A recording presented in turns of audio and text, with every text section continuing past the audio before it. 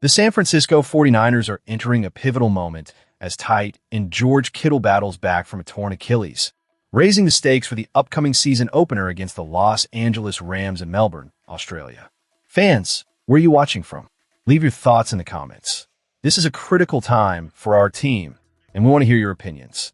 Initially, the outlook on Kittle's injury was grim.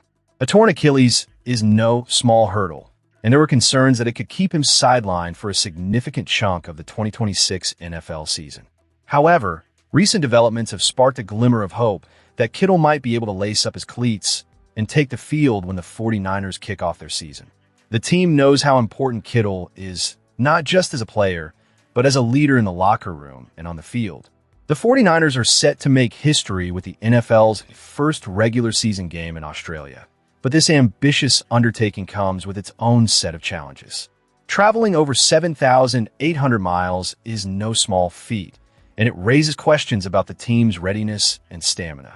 Kittle himself has acknowledged the difficulties of recovering from a major injury while also navigating such extensive travel, stating that while it's a daunting task, he relishes the challenge. His tenacity is something that every 49ers fan can appreciate. In a recent conversation with Baker Machado from Front Office Sports, Kittle expressed his determination, emphasizing, "Hey, that's the goal. That's what my goal is. I was told it's not a crazy goal. As long as I keep on the right path and everything goes the right way, hey, I got a chance." That kind of mindset is exactly what we need as 49ers fans. A player who's willing to push through adversity and fight for the chance to contribute to his team's success. However, we also have to be realistic.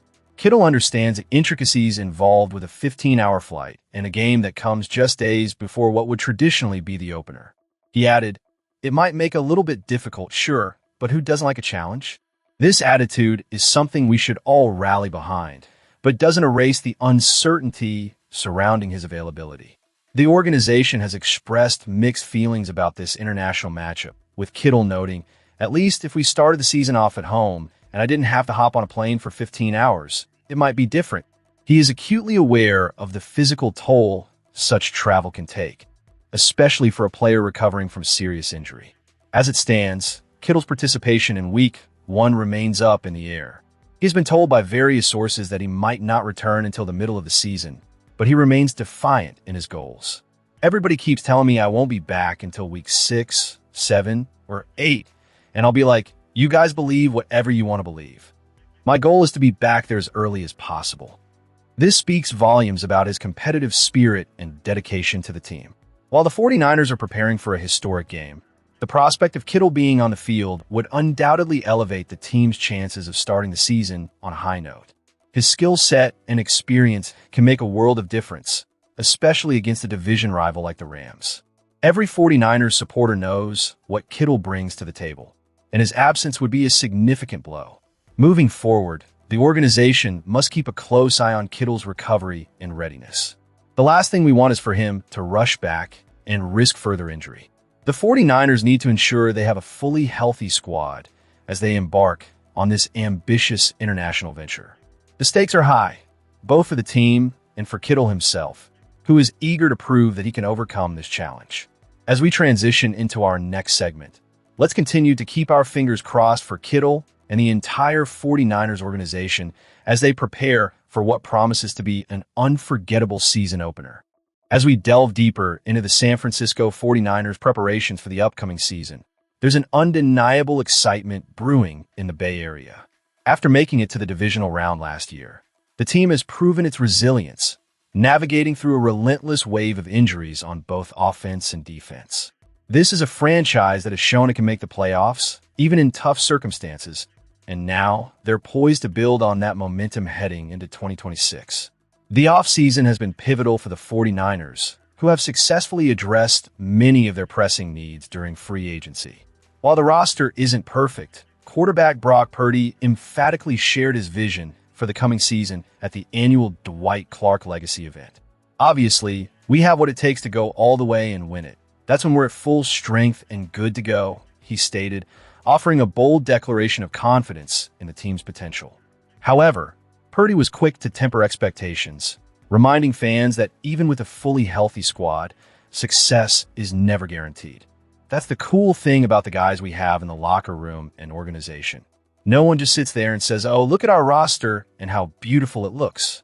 This sentiment reveals a critical mindset that goes beyond mere talent. It highlights the need for hard work and dedication that has been a staple of the 49ers culture. Purdy continued, emphasizing the collective ambition of the team. When it's said and done, we want to come back like all these guys and have rings on our fingers and celebrate those key wins and moments with the history of the 49ers. This drive, this hunger for success, is what fans want to hear from their franchise quarterback. It's about accountability and setting a standard that demands consistency and discipline, regardless of past achievements. But let's take a critical look at the state of the roster. While the 49ers have had success under the leadership of Kyle Shanahan and John Lynch, there's a sobering reality that needs to be acknowledged. The window for championship contention may be closing faster than many realize. The team boasts a roster with some aging key players, and the pressure to secure a championship is mounting. The urgency is palpable, especially given the lack of standout younger talent ready to step in and make a consistent impact at a championship level. The league operates on a simple principle. Nothing is guaranteed, and everything must be earned. The 49ers know this all too well, and while they have reached 2 NFC championship games and 2 Super Bowls in their recent history, that doesn't guarantee future success. The challenge will be to harness the energy and commitment that Purdy and his teammates are radiating and turn it into tangible results on the field. So, as we look ahead to the 2026 season, the question remains, will the 49ers capitalize on this opportunity? Can they transform potential into performance and secure their place among the league's elite once again? Fans, I want to hear from you. Where are you watching from? And what are your thoughts on the 49ers' chances this season? Your insights are invaluable as we navigate this thrilling journey together. Now, let's shift our focus to the next item on our agenda, where we'll dive into the latest updates and potential moves that could further shape the 49ers roster. Stay tuned. As we close out our analysis of the San Francisco 49ers, let's dive into a critical discussion about the current state of the receiver room. The speculation surrounding the future of this team's receiving core is heating up, particularly with the emergence of rookie DeZhaun Stribling and the veteran presence of Christian Kirk. Where are you watching from today, and what's your take on this evolving battle for the WR3 position? Let's break it down. Head coach Kyle Shanahan has undoubtedly put together a strong roster, but there's an undeniable tension brewing as we approach the season. The 49ers have their established WR1 in Mike Evans and a solid WR2 in Ricky Pearsall, but the spotlight is now firmly on the competition for the WR3 spot. It's crucial for the 49ers to bolster this area, especially considering the impact a reliable third receiver can have in critical game situations. The team made a strategic move earlier this year by signing Kirk to a 1-year deal worth approximately $6 million. While Kirk has experience, having enjoyed a productive season with the Jaguars in 2022, he has primarily been seen as a secondary receiver. At 5 feet 11 inches and 200 pounds, he lacks the physicality that Stribling brings to the table. The 49ers took a calculated risk by selecting Stribling, a 6'2", 207-pound standout from Ole Miss, in the second round of the 2026 NFL Draft. This choice signals a shift in the team's vision for the future. Stribling's potential is undeniable. Analysts have noted that while he may not be the most polished route runner, his physical attributes combined with his competitive edge could make him a valuable asset in the offense. He possesses strong ball skills and a willingness to engage in the gritty aspects of the game, traits that Shanahan and his coaching staff value highly. Teammate Kyle Juszczyk has already praised Stribling's maturity and physical prowess, emphasizing his explosive movement during drills. Such endorsements from established players can serve as a confidence booster for a rookie as he navigates the complexities of an NFL season. What's particularly fascinating is how Stribling and Kirk's skill sets contrast.